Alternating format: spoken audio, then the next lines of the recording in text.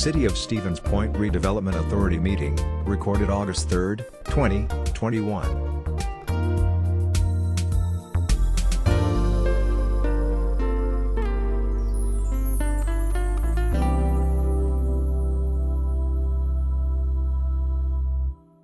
Alrighty, it's 2 o'clock. I'll call the Redevelopment Authority of the City of Stevens Point to order.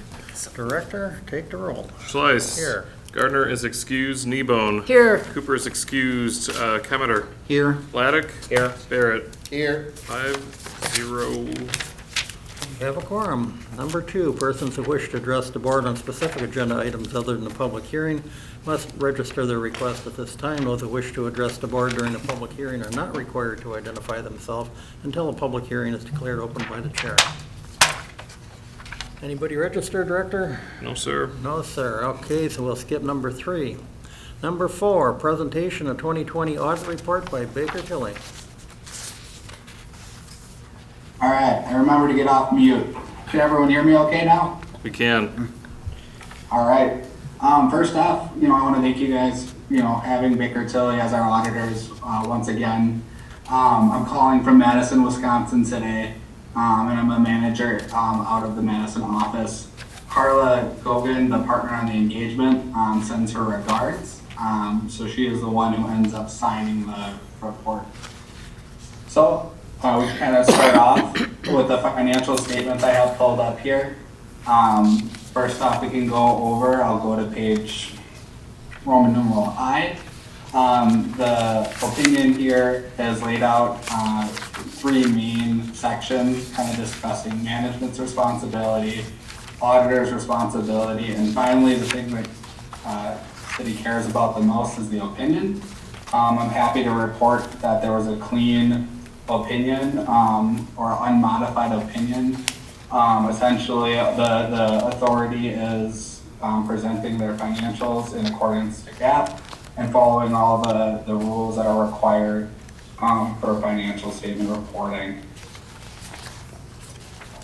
Next, you'll see we did finish our report on July 28th this year, a little later than normal. We were, again, remote. We completed our audit 100% remote this year. Ryan and his staff were great responding to questions. A lot of the information as well comes with Sarah and Corey. Corey, I believe, is at the meeting today, so thanks, Corey, for, again, always providing the information whenever we need it. The next set of pages here is essentially management's opportunity to describe what happened during the current fiscal year. Kind of highlighting what were the big events. If we go to the next page, you'll see a summarized page of the balance sheet. And so kind of 2 big numbers here to point out is your cash position again increased this year by $107,000. And you'll see overall, and I'll highlight this a little bit more on the next page, that net position Cameron, decreased. just real quick, commissioners, we are on page 30 of the agenda packet. So see you folks trying to squeeze through there. Go ahead, Cameron. Sorry about that. Yep, no problem. As I was saying, net position did decrease by $102,000. I will go over that in a little bit more detail on the next page. But key kind of reminders here, cash did go up by $107,000. Current assets, you'll see in 2019 was $91,577, and in 2020, $465,000. A big reason for that, there was a large loan, about approximately $356,000 that was paid off in February. So that was the big reason for both the increase in current assets and the decrease in other non-current assets. More of that receivable at year end was collected within a year. You look at the 2 other categories, the investment and capital assets, you'll see decrease by $107,879. The authority did not purchase any capital assets this year, and every year the assets continue to depreciate. So that is what you are seeing with the $107,000 decrease. The next page kind of gives a better summary on how that $102,000 decrease in net position happened. There was our revenue, or our non-operating revenue, which is primarily investment income, increased slightly. Our administrative dollars is up slightly. Our depreciation on our capital asset is consistent with prior year. You'll see kind of two kind of significant numbers on here as well. One for bad debt expense and one on loss on disposal of capital assets. The bad debt expense item, the most significant item there, this happens when the authority either loans out funds and either chooses to write off the balance of those loans to provide economic activity, or there was a current loan outstanding that was no longer determined to be collectible. And the biggest portion of that dollar amount is $27,800 related to 281 Washington Street, due to the property having to be ripped down. The loss on capital assets, this really pertains to the authority purchasing land with the intent to sell it for either $1 or other nominal fee. So when the authority purchases the land, they recognize the loss on the the loss on the disposal or of capital asset. And the biggest value of this year relates to the 1009 2nd Street, where the authority does intend to sell property for $1 when an economic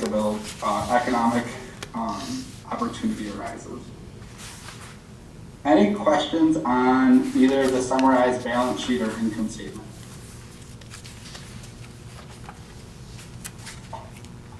So just real quick, as commissioners may recall, we did write off 2 outstanding loans. One was, correct, on Washington Avenue. We had another one, can't remember the exact address, but the individual passed away, and it was several years ago, and it was almost impossible for us to collect it at this point. So we did write those off, I believe, in February or March of this year. Correct. And a big part of this to look at as a change in net position, almost all of the change in net position resulted in non-cash transaction. Cash didn't go out the door for the $107,000 of depreciation. That's just taking the useful life of the assets and recognizing less essentially usefulness of the asset going forward. At some point in time, the asset will have to get replaced. Similar with the loss on the disposal of the asset, you purchased the asset, so it was originally cash going out, but the actual loss of the asset on the books, there's no cash for that portion. So you'll see, as you remember, the cash in total on hand at the end of the year was $107,000 increase, yet there's still $102,000 decrease in that position. Moving on for the rest of the financial statements, as you may be aware, the authority is made up of 3 separate funds combined into a summarized balance sheet and income statement now without the narrative here on the next few pages. For additional detail in your financial statements, as well as the statement of cash flow, kind of how the cash flowed through the year, you can continue on with additional notes. The next document that I will go over, which I will share, is our required communications to management regarding internal controls. So if you give me 1 second, I'll get this transition over.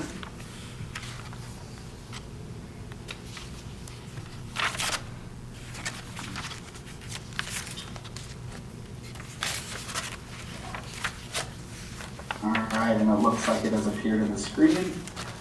So in addition to the financial audit, us actually examining the numbers that go into your financials as well as the footnotes, we have to also present how well and effective controls are throughout the authority. And the authority has a lot of shared controls as the city as a whole. So we start off here with dated the same date as the financial statement, and we did identify what we consider one material weakness in controls, which is internal controls over financial reporting. This control is 100% derived that we didn't have any audit entries this year, or what we could consider material audit entries. However, the authority does have us prepare the financial statements and related footnotes on behalf of the authority.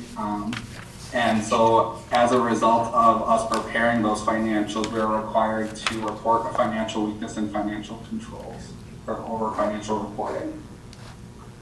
And the next page here describes a little bit what that process is and what results. Essentially, there is adequate staffing to prepare financial reports throughout the year, and that you'd be able to complete accurate financial statements, including footnotes. That's very common, especially for the entity the size of the authority. I would say this point is in 90% of the reports that we issue. Oftentimes governments just choose not to allocate additional resources and have either the auditors or another firm completing the financial statements. Moving on, just two-way communication. Throughout this document, there will be just essentially what matters to the city, what matters to, or what the responsibilities of the city are, or what the responsibilities of the authority are. Obviously, the one thing that would be the hardest thing to detect as auditors if there was collusion or we were intentionally given documents that misrepresented either financial statement numbers. And so an audit can only go so far. As an auditor, our responsibility is to reasonably detect fraud, not necessarily our sole focus. Our focus is to get financial statements and opine on that the financial statements are materially correct. We have a secondary point here. This is kind of considered our other recommendations. So this does not classify as a material weakness, significant deficiency. This is just an other recommendation. As we know, information systems becomes more and more important. As of right now, the current IT controls are slightly less than what we would consider best practices. So we have a few recommendations here that the city is working on resolving. So at this time, I'll take the time to stop presenting the screens. I want to thank the city once again for having Baker Tilly as the auditors. I always appreciate working with Ryan and the responsiveness of the staff to be able to do our job, especially in this remote environment. And all the time that goes into this final 20-page report over the course of several months. We start looking at controls in November and December, and then we come in and we finish up reviewing the financial information around April to finally get you the set of financial statements and internal controls like you're seeing here in August. So thank you Ryan, thank you Corey. Also thanks to Sarah in the finance department as well for all your help. Any questions? If not, I think, do we want a motion on that, place it on file, or? I believe so. Yeah. Gene? I'll move that we accept the report and place it on file. You have a motion? I'll second, And sure. a second. Any discussion? All those in favor say aye. Aye. Motion opposed? Could be one. Motion carries. Thank you. Thanks, everyone. Those guys are good. Moving on, award bid for asbestos abatement on 1009 and 1013 Second Street. Director. The Redevelopment Authority acquired 1009 and 1013 Second Street essentially over the last few years. We are working through the process of getting the property prepped for redevelopment. Part of that is to take care of some asbestos that was found as part of some initial testing. As part of the overall demolition, city decided to go out to bid for the asbestos abatement. We received one bid for it, totaling essentially for 1009, $2,300, and for 1013 Second Street, $6,800.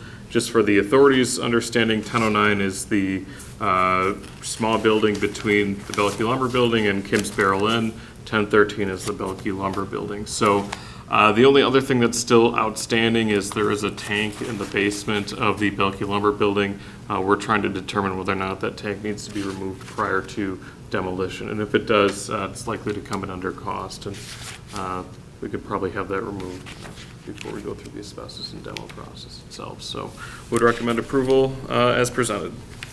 Commissioners, questions, motions? I move that we accept the bids as submitted. Second. Motion, second by Dave. Discussion. Director will take the roll. Schleiss. Aye. Kneebone. Aye. Cameter. Aye. Laddick. Aye. Barrett. Aye. 5-0. Motion carries. Number 6, award bid for demolition of 1009 and 1013 Second Street. Director. So similar, we had some various agreements with the Wantas family to do possible demolition of the Bellevue Lumber Building in 1009 Second Street. They had submitted a bid. It wasn't what I think John or I considered to be a full, true bid. It didn't include things like hauling and disposing of the waste. And so we had received a secondary opinion from essentially Kyle Clark to say what would it cost to demo both buildings. And that came in way above where Wantas were. So in order for us to really cover all of our bases, we felt pretty compelled to issue a request for bid for the demo of both buildings. Received 5 total bids ranging from $90,700 to $134,240. Had a lot of interest from a lot of parties. So Kyle Cluck did come in at the low bid at $90,700 for demo of both buildings.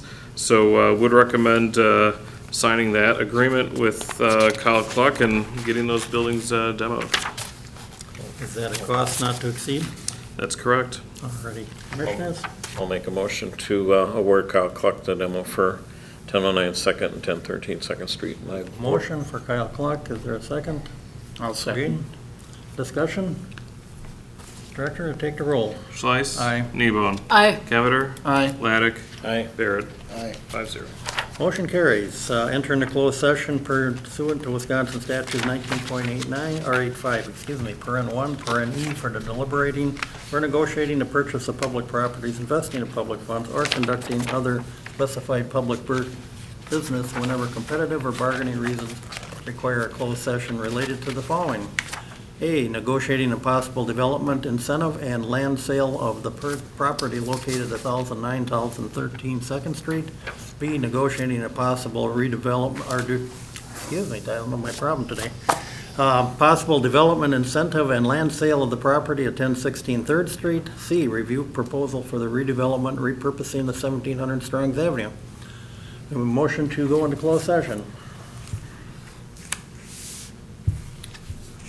I'll make a motion. I'll second. We have Jim, Dave. All in favor? Aye. Oh, no, we got to take a roll. Schleiss. Aye. Kneebone. Aye. Cameter. Aye. Laddick. Aye. Barrett. Aye. We are in closed session.